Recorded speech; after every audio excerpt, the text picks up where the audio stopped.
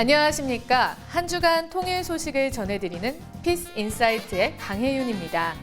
오늘 통일 현장에서는 340여 명의 학생들이 통일에 대해 토론하는 현장을 찾아 청소년들이 생각하는 통일을 위한 준비는 무엇인지 살펴봅니다. 통일의 뿌리에서는 언제나 자랑스러운 우리나라의 상징이자 우리의 역사와 국민성을 고스란히 담고 있는 태극기에 대해 알아봅니다.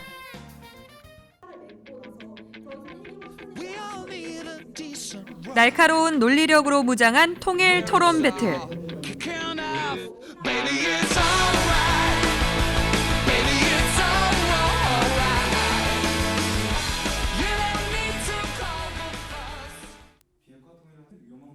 민족화해협력 범국민협의회가 주관하는 청소년 통일공감 대토론의 현장입니다. 전국 초중고등학교에서 112개 팀, 340여 명이 참가했는데요. 함께 모여 남북 분단에 대해 진지하게 고민해보려 합니다. 밤늦게까지 연습하고 고생 많았어요, 저희. 열심히 준비했는데 사투리 되면 좀 걱정됩니다. 그 학교에서도 많이 모이고 또 각자 개인에서 집에서도 많이 연습해보고 토론 자체가 그냥 하는 것에 의의를 두고 승패를 떠나서 서로 주장 얘기하고 부딪히고 하는 그런 과정을 좀 즐겨 하는 편이라. 나이에 따라 다양한 토론 주제가 주어지는데요.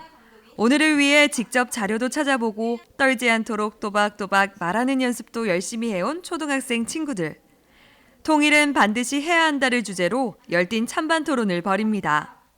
핑크 화이팅! 어스티스 화이팅! 개성 가온누리 화이팅!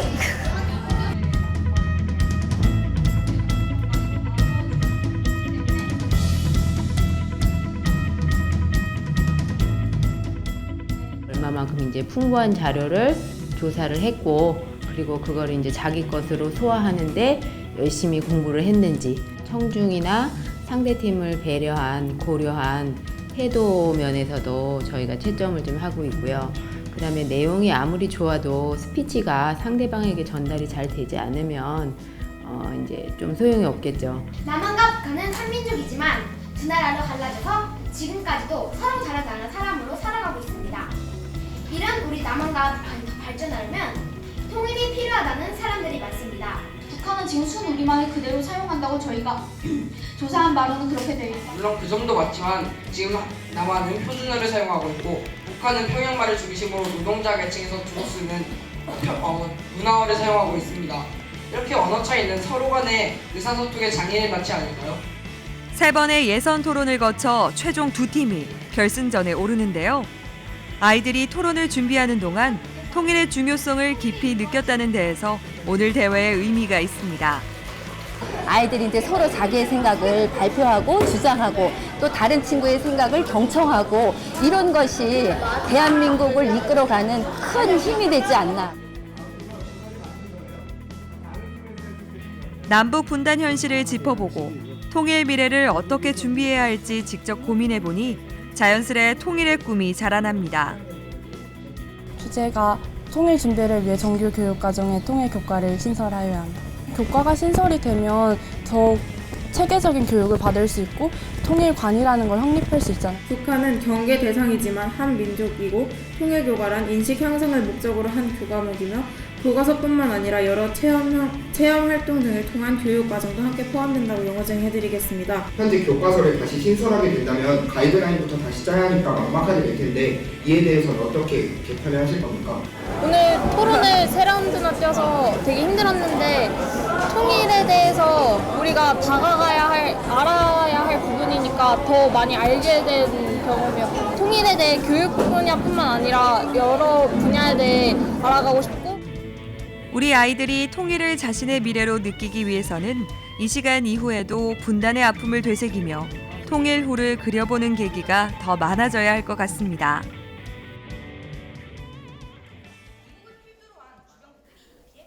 특히 고등학생들은 나이가 어린 친구들보다 조금 더 구체적으로 통일에 대한 논의를 나누는데요. 저희 말고 다른 친구들은 이 문제에 대해서 어떻게 생각을 하는지 좀 들어보고 싶어서 이 대회에 참가하게 되었습니다. 현재 많은 국가들이 북한이 과연 비핵화를 해야 하는데 이걸 어떤 식으로 해야 할까에 대해서 논의를 많이 하고 있는 상황에서 남한과 북한의 입장에서 먼저 보았을 때 남북협력의 전제 조건이 이러한 북한의 비핵화가 되어야 하는가 이런 문제에 대해서 저희 논의를 하고 있습니다. 먼저 남북협력의 정의부터 내리도록 하겠습니다. 남북교류협력법 제2조에 따르면 남북협력이란 남한과 북한의 주민이 공동으로 하는 문화, 관광, 보건의료, 체육, 학술, 경제 등에 관한 모든 활동이라고 정의 내리고 있습니다. 원조와 협력은 엄연히 다른 것입니다. 저희가 해야 하는 것은 협력입니다. 남북협력 같은 경우에는 남한과 북한이 서로 상호간에 오가는 것이 있는 것입니다. 통일이 남한에 결코 긍정적이지 않다라고 평가하는 친구들도 많거든요. 근데 이 대회를 준비하면서 아이들이 다각적인 시각을 가질 수 있고 민족에 대해서도 생각해 볼 수 있고 통일에 관련된 디베이트가 계속 지속이 된다면 굉장히 저는 개인적으로 봤을 때 아주 긍정적인 효과가 있으리라고 봅니다. 오전 일찍부터 10시간 가까이 열띤 토론을 벌였는데요. 함께 통일을 향한 의지를 다져보는 시간이었습니다. 우리 아이들이 앞으로 계속 통일에 대해 생각하고 미리 준비해 누구보다 앞장서 통일의 주역으로 활동할 그날을 기대해 봅니다. 이걸 준비를 하면서 통일이 왜 해야 되는지 이유도 알게 되고 전에는 통일에 대해 관심이 없었는데 토론 대회를 하니까 더 관심이 많아진 금강산 한번 가가지고 등산도 해보고 싶고 통일을 왜 해야 하는가 아니면 우리가 통일을 하기 위해서 어떻게 나아가야 되는가 하면서 우리 민족에 대해서 한 번 더 생각해보는.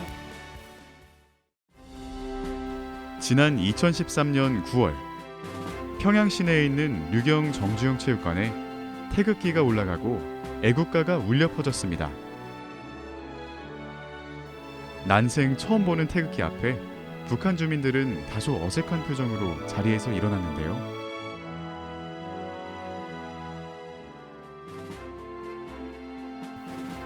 이날 열린 아시아 클럽 역도 선수권 대회에서 우리나라 김우식 선수가 우승을 차지하면서 북녘땅에선 분단 이후 처음으로 태극기가 개양되고 애국가가 울려 퍼졌습니다. 이 장면은 TV를 통해 북한 전역으로 중계됐는데요. 태극기와 애국가는 우리 민족을 대표하는 상징입니다. 북녘땅에 태극기가 올라가기까지 태극기의 역사에 대해 알아봅니다.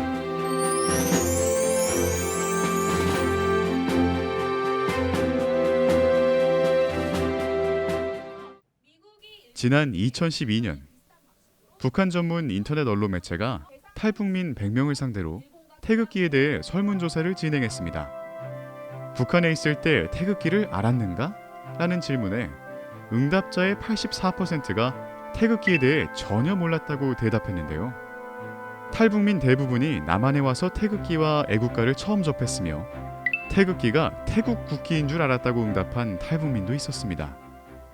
그러니까 성조기는 다 아는데 태극기는 말 자체도 잘 모르고 더구나 어떻게 생겼는가 하는 거는 더더욱 모르고 그렇죠. 그러니까 나이 드신 분들은 알지. 근데 그분들 자체가 그 태극기를 젊은 세대들한테 이렇게 소개를 하고 알려주는 것 자체가 엄청난 그게 그 죄가 되기 때문에 노인들도 그 말을 안 하고 그러니까 젊은 세대는 그냥 모르는 거죠.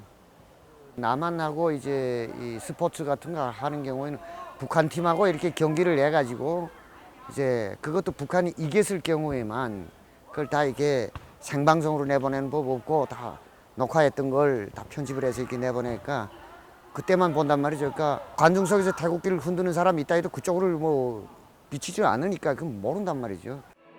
그렇다면 태극기는 남한만의 상징일까요?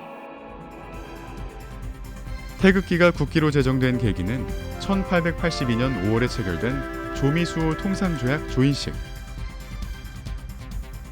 당시 청나라는 용이 그려진 자기 나라 국기를 변형하여 사용할 것을 요구하였으나 고종은 이를 거부하고 우리 민족이 예로부터 즐겨 사용해오던 태극 문양을 그려넣은 태극 도형기를 임시 국기로 사용하였다고 전해집니다. 이후 1883년 고종은 태극 문양과 건곤감리 사괴를 그려넣은 태극기를 정식 국기로 채택했는데요. 이 태극기는 우리나라에 남아있는 가장 오래된 태극기인 일명 대니 태극기입니다. 고종 황제가 당시 조선 정부의 외교 고문이었던 데니에게 하사한 이후 훗날 그의 후손들이 우리나라에 기증하면서 돌아왔는데요. 데니 태극기 이후에도 태극기는 몇 차례의 변천을 거쳐 오늘날의 태극기로 정착됩니다. 일제강점기 태극기는 우리 민족의 독립 의지를 결집하는 구심점 역할을 톡톡히 했습니다. 만주 독립군 가슴속에도 태극기가 있었습니다.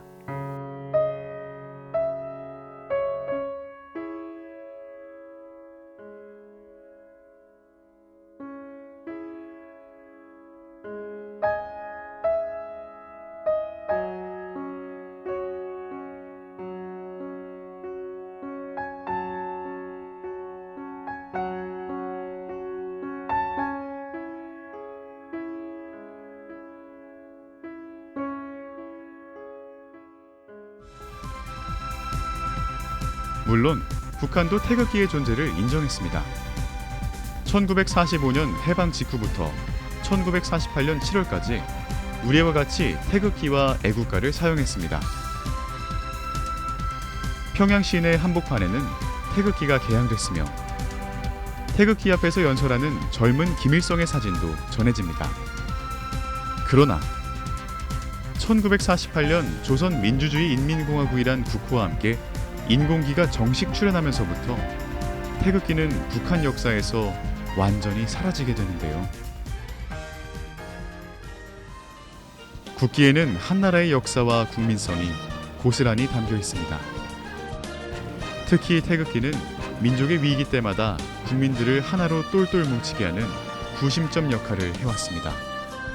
3.1운동 당시 유관순 열사는 아우네 장터에서 3천여 군중에게 태극기를 나눠주며 시위하다 체포됐습니다. 1936년 독일 베를린 올림픽 마라톤에서 우승한 손기정 선수는 태극기가 아닌 일장기를 가슴에 달고 시상대에 올랐습니다. 금메달을 따고도 태극기를 달지 못한 서름에 고개를 푹 숙이고 일장기를 가려야만 했습니다. 1945년 8월 15일에는 사람들이 저마다 태극기를 손에 들고 거리로 뛰쳐나와 해방의 기쁨을 만끽했습니다. 세월은 흘러도 태극기의 의미는 변하지 않았습니다. 태극기에는 남과 북, 우리 민족의 얼과 영원이 담겨 있습니다. 오늘 준비한 소식은 여기까지입니다. 이상으로 피스 인사이트를 마칩니다. 시청해주신 여러분 고맙습니다.